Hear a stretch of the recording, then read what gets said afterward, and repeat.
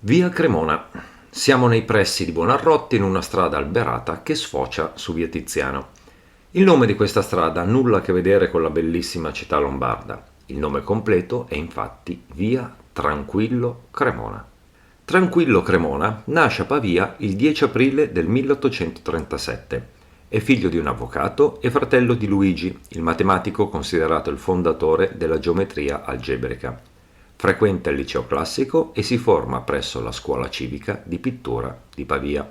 Dopo essersi trasferito a Venezia, frequenta l'Accademia di Belle Arti, dove ha modo di studiare da vicino gli esempi della pittura veneta del Quattrocento e del Cinquecento, che influenzeranno il suo stile. Si stabilisce poi a Milano, dove segue le lezioni di Giuseppe Bertini presso l'Accademia di Brera. A questo periodo risalgono i suoi quadri storico-romantici d'impronta accademica. Dal 1863 comincia a frequentare artisti, letterati e musicisti scapigliati.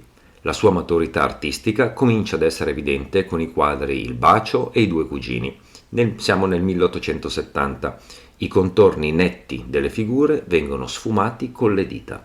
Così facendo, il pittore ottiene giochi luminosi, atmosfere sognanti, fatte di forme indefinite, che sembrano avvolte dal vapore. Sono toni sfumati paragonabili alle note di una composizione musicale, che denotano un tentativo di realizzare, attraverso l'esaltazione delle qualità musicali della pittura, la poetica scapigliata dell'unità delle arti. Tranquillo Cremona, oltre ai dipinti a olio, ama usare la tecnica dell'acquarello, dove gioca con la luminosità, tanto da lasciare la forma dei suoi ritratti indefinita ed aperta. La pratica e la conoscenza di questa tecnica lo inducono a schiarire le ombre anche nei suoi quadri ad olio.